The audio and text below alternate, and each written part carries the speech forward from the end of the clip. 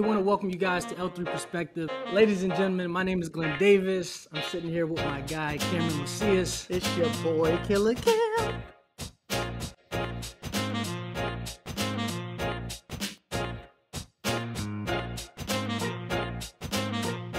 What's going on, guys? Welcome back to the L3 Perspective. My name is Glenn Davis. I'm sitting here with my guy, Cameron Macias. Coach Cam, what's up? And we want to welcome you back to the L3 Perspective. This is conversations where we talk about life, we talk about love, we talk about leadership.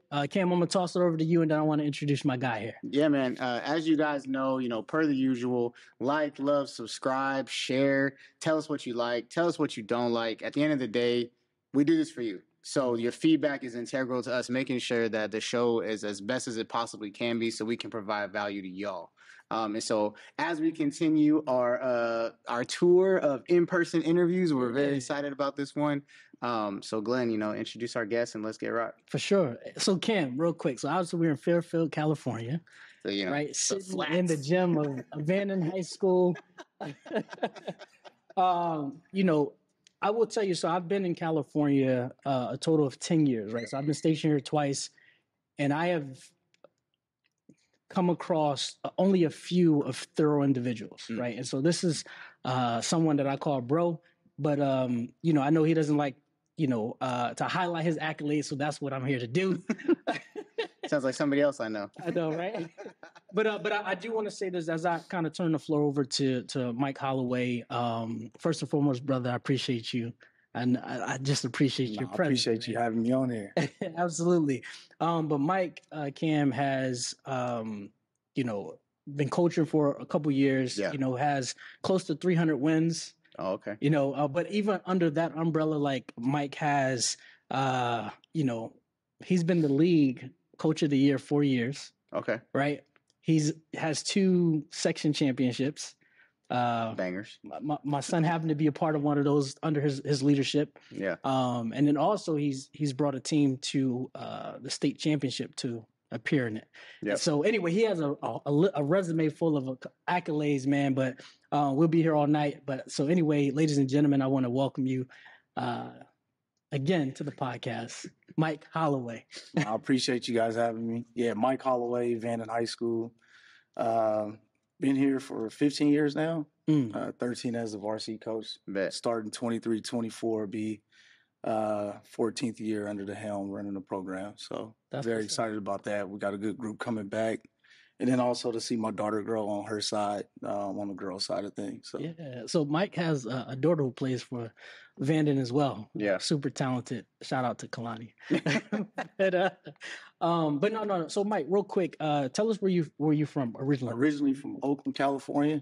I actually did 2 stints in Alaska, which a lot of people don't know. Okay. I moved when I was 6 months old and came right back to Oakland and then moved out here when I was 11. Yeah, so I've been here ever since, and then went back to Alaska when I was 17, and then came back as an adult to go to college. What did you go back for? High school. Long story short, my brother got into a little bit of trouble, so we had to move away, and I was the oldest. And my mom was like, "You got to go." And I said, "No, I don't." She's like, "Yes, you do."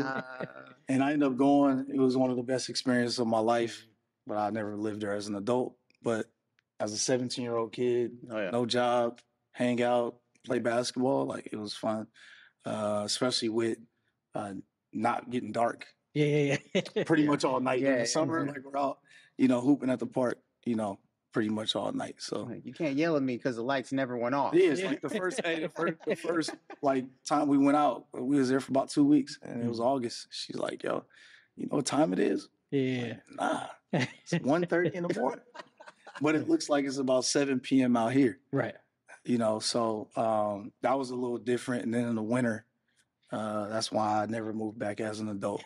Like 11 below, 12 below, trying to get to school is, no. Cali, where I'm side, and I will be here. Yeah, it's funny being from the East Coast. Like I never go home in the wintertime.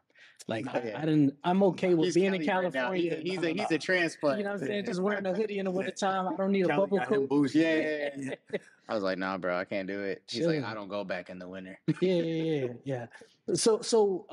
Quick question for you. I've had the opportunity to kind of watch you in the stands.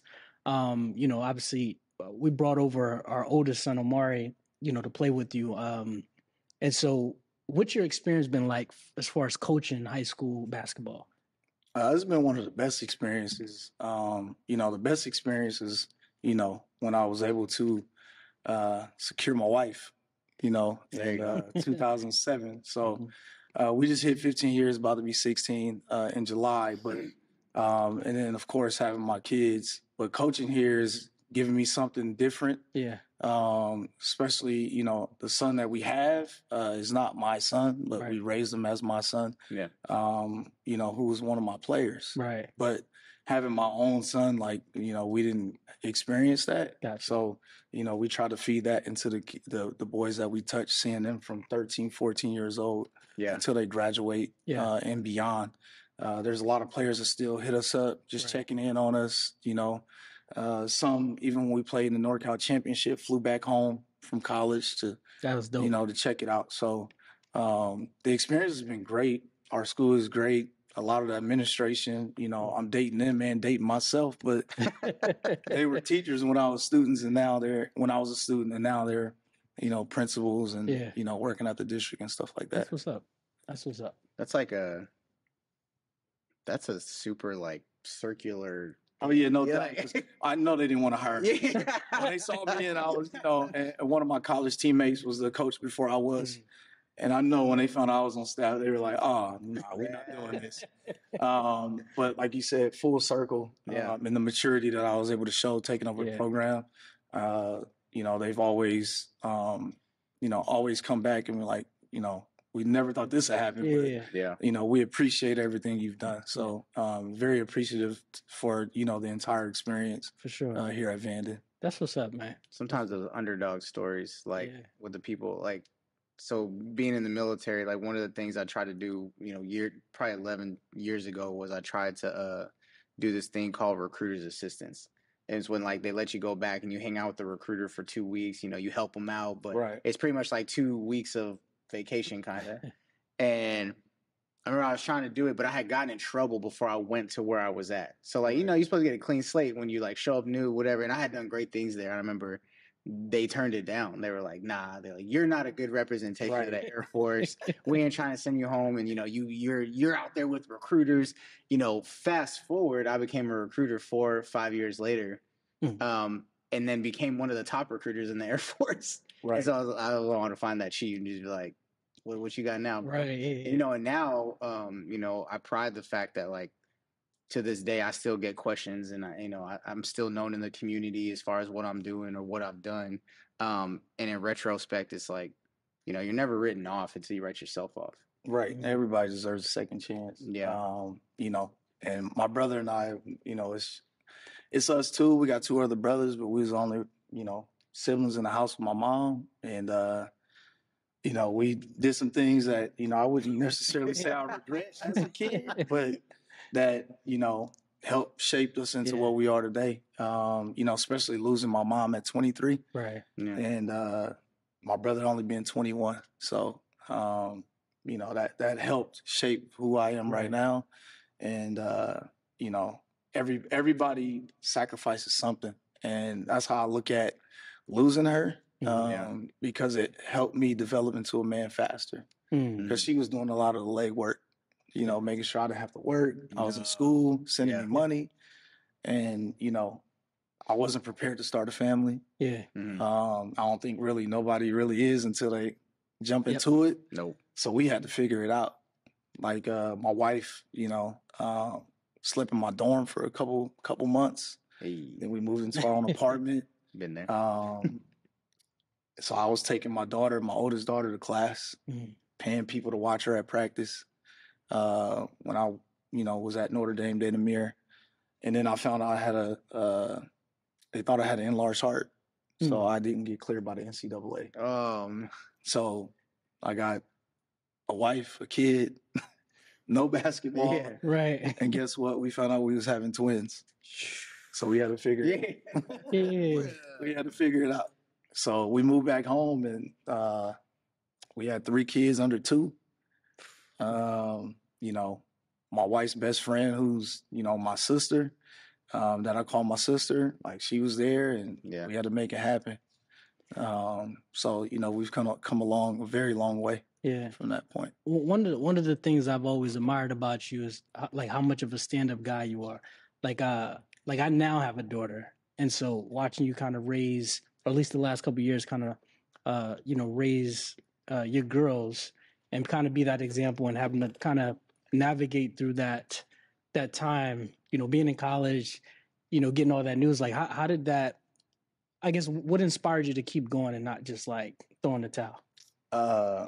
My mom, like she, like for example, my stepdad went to prison when I was, you know, 12, and she had to make it happen. She was a stay-at-home mom, you know, and from what he was doing on the streets, like she never worked from the time we moved out here until the time he went to prison. So I had to make sure, you know, it was time to man up. For sure. But she always kept everything in perspective of still being a kid. Like playing AAU, playing Pop Warner football and stuff like that, and being able to hang out with my boys. But when it was time to stop and, yo, it's my time, I had to give her time. So that's something that, you know, I also have a hard time juggling now just because of how busy we are as a family. Right. But my wife is there always to keep it in perspective of, you know, what's most important. Like I tell everybody, like the juggling act of coaching, husband, you know, support my daughters, and whatever they're doing, it's tough. Would I change any of it? No, because, you know, that's what makes me me. Right. And, you know, sometimes when we do get in the car, hell yeah, we tired. We sit in the car for like 10 minutes, like, yeah, I just need a quick nap. Right. But as you guys know, there's people dependent on every move you make. Yeah. And that's what, you know, I feel makes me me.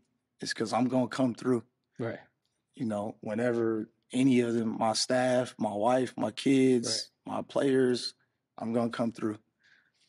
So, you know, that's what, you know, makes me me with the whole coaching thing and transitioning over to life.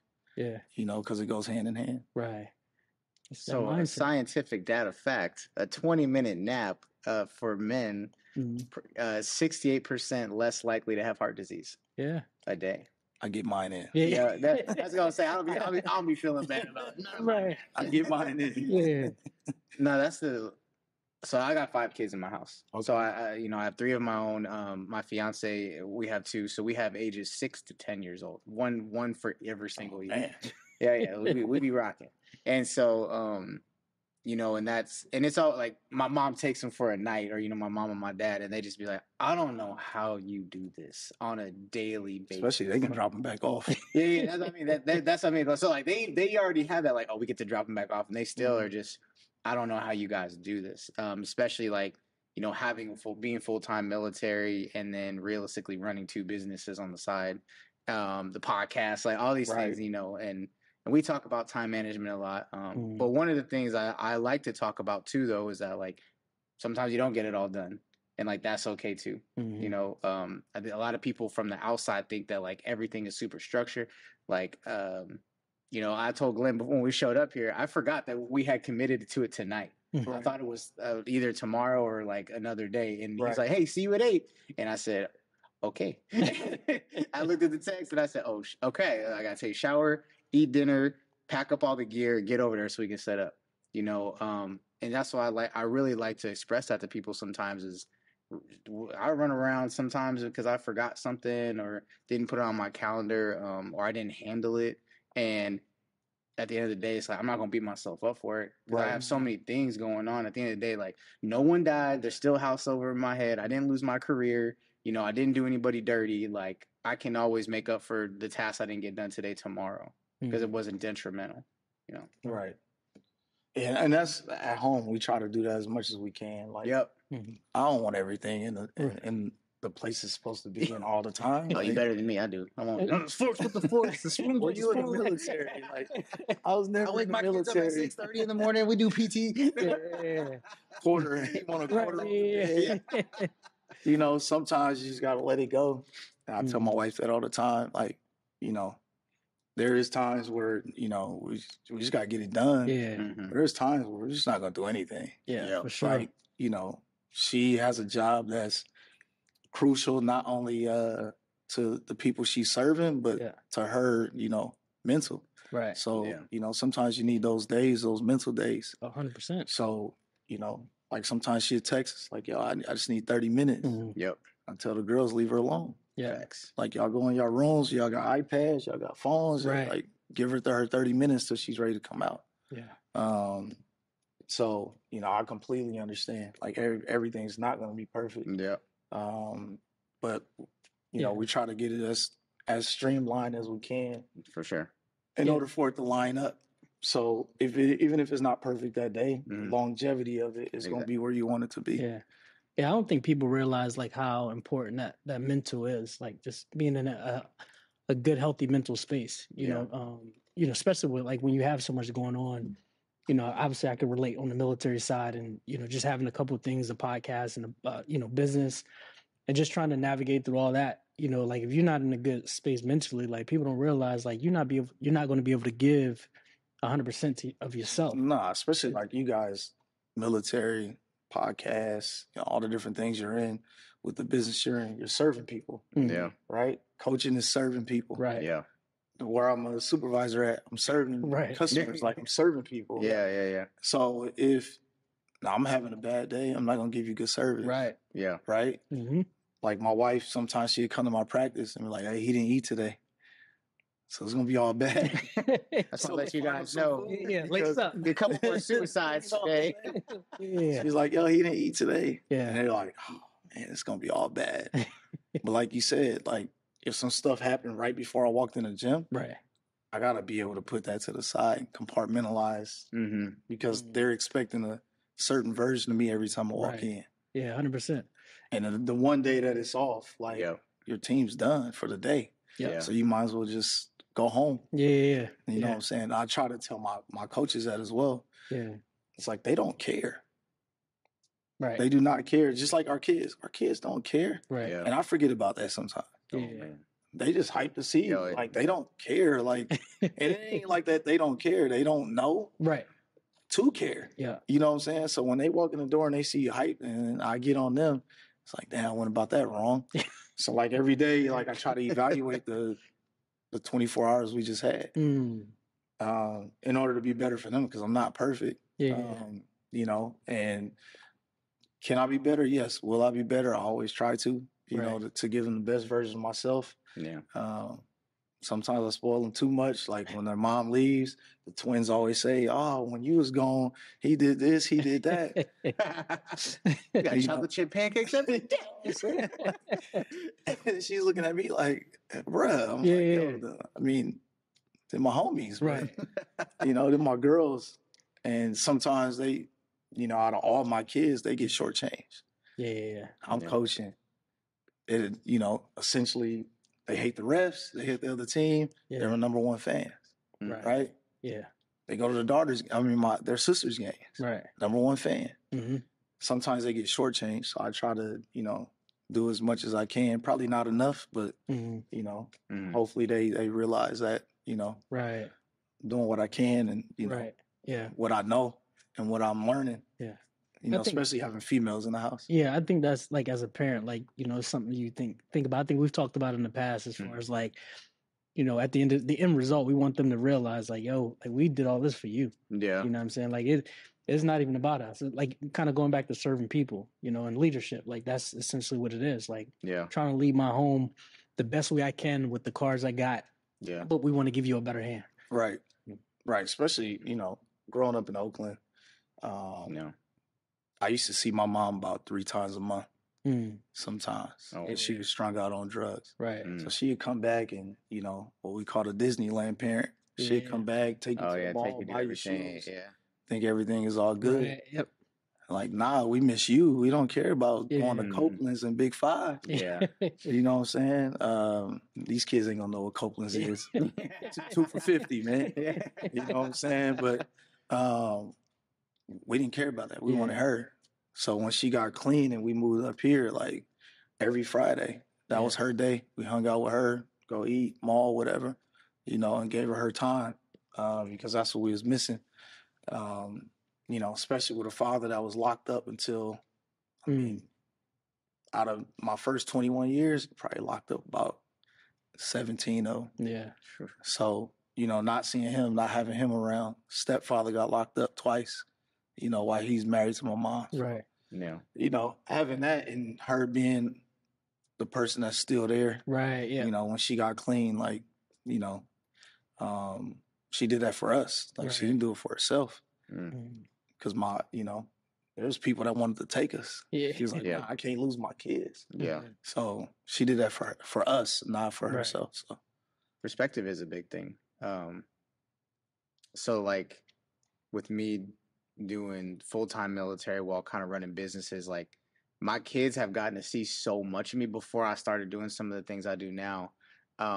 You know, and most people are used to kind of military life. Like you're people, you're gone 6 months, this, that, and the third, and I worked from home during all of COVID. You know, all those things, and it's funny because, like, I think last night I had I was studying for some tests, and you know, she's like, "Hey, can you sit out here with me for a little while?" And I was like, "I'm gonna study for my test, but like I got you. Friday, Saturday, I got you." Like. And she's like, I don't understand why you have to do it. Like it's past 5 o'clock. right. And I, you know, and I always try and explain to her is like, hey, you know, tonight we're going to sacrifice a couple hours so we can gain those back later because the sacrifice of these 2 hours will prosper our family later on. You know what I'm saying? And not to mention it's school night anyways. I'm going to give you time when we don't have a time limit. So, you know, we're going to watch a movie not when you have to go to bed in an hour and you can't even finish it. We're going to watch a movie on Friday night or we can watch 2 movies together. Right. You know, and I always try to kind of give that perspective to them as well as like, there are a lot of dads who are not around nearly as much as I am. My father alone don't want to be. Don't want to be. You know, my father alone, my mom gave him 2 options. You either stay or you go. He said, bye. You know, and I'm glad I grew up with my mom and how that all worked. But like even now, you know, with everything going on in the world, you know, and it's funny because I thought it was just a military thing. I've met so many civilians who are, who are gone, honestly, more than military folks traveling, working, whatever. You know, business meetings, all these things. And, you know, and I always try and express to them like, you know, don't worry so much about this hour that you don't have because you get me every single day. Right. And a lot of people can't say that. So yeah, and that's I make sure I'm always coming home. Yeah, like, I don't like people, so you know how I coach. I have no idea, but I just don't like large crowds of people. I don't like big groups, so I'm always gonna come home. Right. One, I love being home. People ask me all the time, "Hey, come hang out." Now I'm good. I have more fun at home. Yep. Yeah. I'll say as I've gotten older, I've like I'm very extroverted, but at the same time, like I definitely have gotten more into the like pockets of doing things. Like, okay, I'm gonna go out and I'm gonna do stuff all day, but I ain't doing nothing for like 4 or 5 days. Glenn might. I'm that's tapped about out. it. When we go to Six Flags, I'm tapped out. 2 days, I'm tapped out. Like, you know, but it's the grind. Like, you know, I would have it no other way. Just because, you know, the things that we've done in the past, like my family is known for, like, you know, it helps shape who I am. Yeah. I was able to escape it. Yeah. And build a life the right way. Right. With my wife and kids. But will I change it? Nah. Yeah. Because, you know, I wouldn't be standing here today talking to y'all if I changed anything. Yeah. Because, you know, like you said, perspective, it put a different perspective on it when you look back. And it's being able to give me longevity. Right. You know, and living and value life and the lives you touch. Yeah. Because there's no way in hell I thought I'd be a coach. When I'm in school, I'm talking, even when they told me I couldn't play, I still try to go overseas. Yeah. But selfishly, I was trying to play. Right. Yeah. But longevity wise, they wasn't cutting me open, Yeah. put no defibrillator, and I'm For 20, sure. 26 years Yeah. old. Like, it's Yeah. not happening. So I'm going to go raise my kids Yeah. and give it back, get my basketball fixed in some kind of other way. Yeah. And you know, so. Yeah, you've I mean, I've seen you like impact a lot of people. Just in the, like I said, the short span that I've known, a couple years I've known you. And so when you talk about kind of like serving people and just your impact, but as a leader, leading all these teenage boys who some have alpha personalities. Well, first of all, let me ask you, like, how is it leading a teenage young man with the alpha personality? And then the other piece to that, like you've helped a lot of student athletes reach their goal of playing at that next level, right? My son included, right? And so I wanted to kind of touch on that because, like I said, you've impacted a lot of people's families and opened up doors for opportunities that they may not have had if they weren't under your leadership. Well, one, you got to understand it's a selfless job. Yeah. Once you understand that, it's easier. Super thankless. You know what I'm saying? People, I don't know how much money they think we make. One, I give over half of it away. Yeah. Right? In between sponsoring a kid or two. Right. And or it's trying to take care of my coaches Mm-hmm. because not everybody on my staff even gets a check. Yeah. Right? Mm-hmm. So I want to make sure they feel like, you know, they're valued in some kind of way. Yeah. Because a lot of times you're not getting it from the people they're serving right away. Yeah. So if you're expecting a reward right away, other than winning, you're gonna lose in the long run. Yeah. And that's what I get out of it. Like, I didn't do this job, you know, and take on this task because I'm gonna pat myself on the back every night. You know, like, I didn't even know that I had hit 200. When I hit 200 wins, I didn't even know. Yeah, that was dope. Connie actually told me, he was like, hey, like, I think you're close. Yeah. Like, we need to count. And then we counted, and I was like 5 away or something like that. And, you know, but that's, to me, not important. Right. As important as, you know, the people that have been a part of those wins. Right. Because what coaches always forget, and it's just like with our families, you don't have a solid family, you really don't have anything. Yeah. Right? Mm-hmm. I don't have players, we're not winning. You know what I'm saying? So I'm not the guru in the lab. You know, the kids think I'm crazy already because I really do come with some crazy stuff. Yeah. But it's the film study, the watching videos, talking to coaches, and, you know, and building those relationships with the people that actually hold that power of giving you a scholarship. Right. And not burning a bridge. That's why I always tell the kids, if a coach, I don't care what coach texts you, text back. Right? Because it can be the bottom of the barrel, what you think is the bottom of the barrel. Right. But 2 years from now, that coach is somewhere else, i.e. Coach O. Yeah.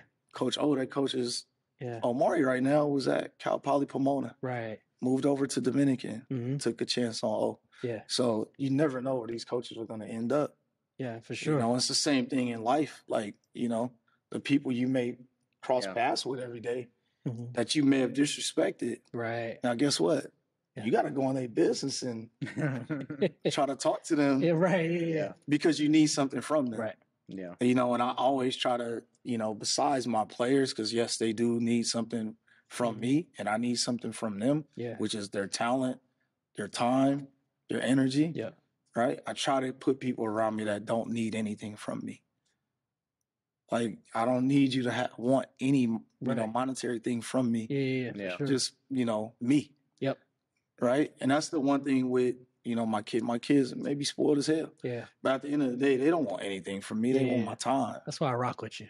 They don't want nothing from me. They want my time. Yeah. Right? And that's one thing, the most important thing my wife always, you know, stresses, like, yo, they want your time. They don't, I mean, they always begging, but they really want, you know, they'll never stop begging, but they really want, you know, they want a DoorDash. Right. Yeah. They want shoes. Yeah. Which, you know, I can't blame them. I'm a shoe head too. Yeah. But they just want my time. Yeah. You know, like earlier, you know, I was joking with one of my twins. She wanted to go pick up the food with me, you know, and I'm messing with her. I told her no, but she wanted my time. Yeah. Mm-hmm. She wants to sit next to you in the car. That's it. So, you know, oftentimes we are boom, boom, boom. Yeah. That's all they want. Yeah. I think it's like how you're talking about that's like supporting cast in your life, right? I think one of the things I've grown to learn as I've gotten older too is, like you said, surround yourself with people that not only don't want anything from you, but that you can also be completely transparent with. Right. 'Cause I think, I was talking to a friend of mine the other day, and they're hiding certain information from their environment, and so I'm a certified coach, and so like I have a tendency to like coach people in the moment. Like Right. they're like, I don't want Coach Cam, I just want Cam, like I just want my boy Cam. I'm like, all right, bet. So like we were talking, and I said, Cam advice, like raw advice, you're not living in your truth, and I love you enough to tell you that you don't even understand the weight that that's putting on your mental. Right. Because you got to keep it up. Because you got to keep it. And as the years go on, the story gets bigger. Exactly, and you're keeping it up, and you're keeping it up because of what? Because you don't want to answer questions. No one said you had to answer the questions in the first place. Right. The only, like someone asks you a question, you just have to have the, say mind your business. Yeah. Right. If you don't rock with me to the point where you know what's going on, then there's really no reason for me to tell you in the first place. And they were like, nah, you're right. And I wish I could get to that point where I could just do that more. And I was just like, takes a little bit of effort. And I was like, but I'm here to help support you. Like I got your back. But I'm not going to sit here and kind of watch you do that to yourself without saying something. And I would expect them to do the same with me. And so that's, I talked to Glenn about that same thing, with the podcast is, I was like, I'm not going to play Mr. Nice Guy. Like I've been through this. Right. This is what I expect, but what do you expect from me? And it's only right and it's only fair. Exactly. But because the relationship lasts that much longer. Yeah. Because you would keep taking advantage of your spouse if they didn't come to you and be like, yo, I expect this. Yep.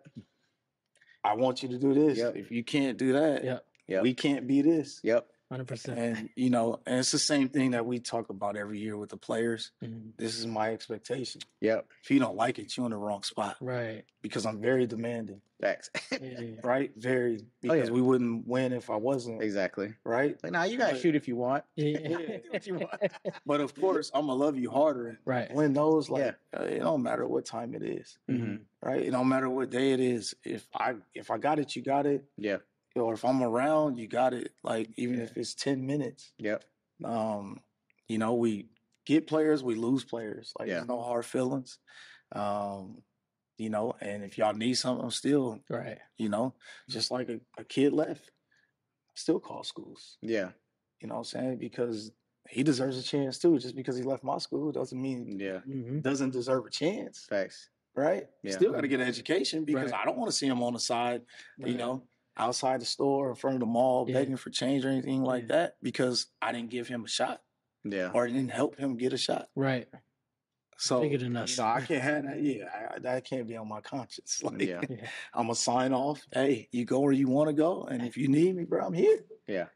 And if you got too much pride to do it, then don't. Yeah. But it's no hard feelings, man. Like, and a lot of people in life just take everything too personal. Yeah. Yeah. It's and that's the hardest part about the job. It's like when the kids don't get exactly what they want. Yeah.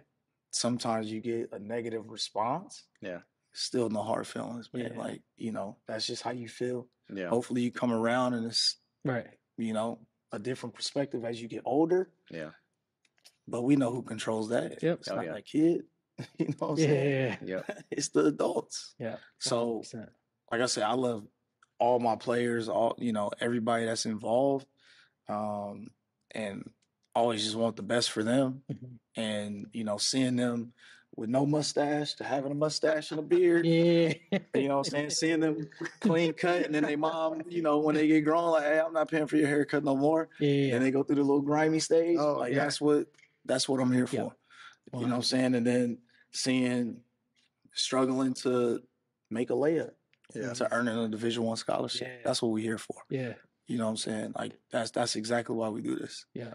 And like with Coach Cam, if you touch one, you did your job. Yeah. If you got a group of 6 and one got touched, you good. Yep. Because that's still a good percentage. Yep. Yeah. right? Oh yeah. Because it's better than zero. It's better than zero. I done said that twice. I done said that twice today. Yeah. It's better than zero. So I feel that. I'll say this, Ken. One of the things that elevated my level of respect for Mike is when my last deployment was to Afghanistan, and I think Mario was sophomore, I think he was a sophomore. And the way Mike didn't really know us. Yeah. And just a small story how I kind of got connected with Mike. Me and Omari and the family, we just moved back to California. We were searching for AAU's team. Yeah. He was playing out in the Bay Area, and there was this lady by the name of Jarena, and she called Mike. It was just like, hey, we got to get this kid, or anyway, she was telling me about Vanden High School. So long story short, we were able to, Marty attended Vanden, but fast forward, I went to Afghanistan, and the way Mike just kind of took Omari under his wing, man, it was like he had another father. Yeah. Like another thorough dude, solid individual that I didn't have to worry about, just being in his ear, saying something opposite of what values are inside of our own. Yeah. And anyway, just kind of, that was kind of the starting point where I felt like my relationship started to strengthen with Mike. And then when I was driving over here for the interview, I was just like, I'm so blessed to have the people in my circle that I have. You know what I mean? When I really think about it, almost every one of you guys have very, very similar mindsets, personalities, values. It's like the resume is almost identical. Y'all just look different. Yeah. You know what I mean? And but anyway, I wanted to highlight that because that was the point where my perspective shifted on Mike. Like I always kind of stood back and watched him. Was like, yo, he seemed like a thorough dude, but like that's where I kind of started to get to know him and the family, and then he became family. And so anyway, I just wanted to kind of say that last piece. You are very lucky. Yeah, because I mean, and I explained this to Glenn about a week ago when we met. I got two things. It's either, we're acquaintances or you family. Yeah. Like, I don't do the in-between. Yeah. Do the boys and all that. Like, I don't got time for that. Yeah. That was the evolution of like my life too. Yeah. I realized that like probably honestly, a little later than I wanted to, but a couple of years ago, I was just like, I have way too many like friends or this or that. Like it's either like we're okay and we have no problems, but like I'm probably not gonna pick up a phone call from you at 2 o'clock in the morning. Or it's like I will hop in my car at 2 o'clock in the morning and come pick you up. And it's one of the two with me. Like it's no in between. Yeah. Glenn, I'm still on the fence about. And at times it seems cruel. Yeah. Right. But would I be where I am without it? Nah. Yeah. Like I got boundaries. People think I'm arrogant. Yep. Like I don't really care. Yeah. Because it's not. I'm just very protective of myself and my environment. I have to control my environment. Sure. Yeah. Because of growing up in Chirac before Chirac. Growing up in Oakland, like that's what it was. Yeah. And you try to bring people in, but sometimes those are the ones that fail you. 100%. Yeah. So that's why it takes a while for me to be like, I don't know. Yeah. Like, a lot of parents think I'm like, I'm not like that. It's just, it takes a while, man. Yeah. Because usually y'all try to because, at the end of the day, until they graduate, you got ulterior motives. Yeah. Because I'm coaching your kid. Yeah. So I don't know if it's trying to get them more playing time. I don't know if you're trying to, for sure, like you earning a scholarship, like you can go play still and you can't. It's your son that's going to play. Yeah. So although I have to deal with them because they're still under 18, like I would much rather deal with my players because I'm trying to help them develop into young men. Yeah. So when a parent doesn't get a response from me for 2 weeks, it's because I don't want to talk to you. Because it's his job. Yeah. It's the only way I can develop him to communicate with a college coach. Because you're not going to be able to teach him how to talk to a college coach. That's a different business. Like it's cutthroat. So allow me to do that. I don't want anything from him. Like I don't, I'm gonna try to make it to a game when I can, but I don't want anything from you. I don't need it. All I need to see is you made it. That's it. You got a scholarship or whatever, and you graduated. We good. We won. Yeah. Everybody won. Yeah. And that's how I approach it with the whole family and acquaintances. Like, Yeah. And you're gonna have way more acquaintances than you have family. For If sure. your family's too big, you're gonna have problems. Yeah. 100%. You're gonna have problems. Yeah. So as we wrap up, G, do your thing. Yeah, bro. for sure. For sure. So I always asked our guest, first and foremost, Mike, appreciate you being on the podcast. No, I man. appreciate y'all having me. We could probably talk 4 hours. Yeah. Easy. The lights are gonna make We it. got in trouble last week, man. I'm not doing that with y'all again. Easily. I got in trouble last week. By the way, real quick, before I ask this question, I don't think I've ever heard Mike call me Glenn. And I don't think I've ever heard you call me Glenn either. No, G. You know what I'm saying? Like, but anyway, I just wanted to, that popped in my head. But yeah, Mike, so life, love, leadership, right? 3 words. You obviously, even just kind of talking to you, clearly you love family, you love what you do. You've had to navigate through life. You clearly are a solid leader. But those 3 words, if you could pick one of those words and just share something that's on your heart to our viewers, man, regarding life, love, or leadership. Well, the leadership part of it, you can't have without the living life and loving what you do. Yeah. So like you said, leading my household. Like I'm the leader, of course, the alpha. I'm not the boss. Yeah. I know who the boss is. Yeah. Like my kids go back and forth with that. My wife all the time, like, nah, dad's the boss. No, he's not. And I tell them in the background, like, They're like trying to stir up something like, yeah, my dad said.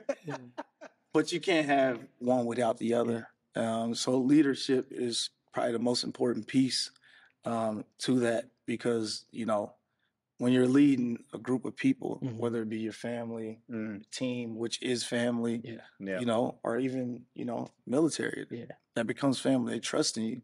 You got to be able to lead them, into areas that y'all have no idea what you're facing. Right. Yeah. So it's the same thing with my team, my wife, my kids. They don't know exactly where I'm going to lead them tomorrow. Yeah. They just trusting and loving. They love me, so they're going to trust the fact that I'm going to lead them in the right direction. Yeah. Love it. Love it. Cool. Cam, you want to close it out, man? Hey, y'all, we appreciate you. All right. So, like we said from the get-go, like, love, share, tell people how to connect with you.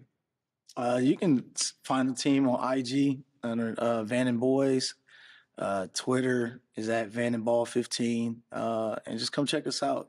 Schedule's online every year. We usually sell out the gym for most games. Yes. Which is not normal for high schools. Nah, and these kids, they win a lot. Last 9 out of 10 championships for the league. Oh, wow. So yeah, they really put on. And by the time this comes out, we're gonna have, another Division I player committing and signing. So nice. That's exciting. So Yeah. we got a lot of good things going on here at Vanden. Hell yeah. All right, y'all. Hey, we appreciate you for joining us today. Let us know what you like. Let us know what you don't like. Connect with Mike, please. Go follow the Vanden Boys. Other than that, L3 Perspective. We'll see y'all next week. Yes, sir. Peace.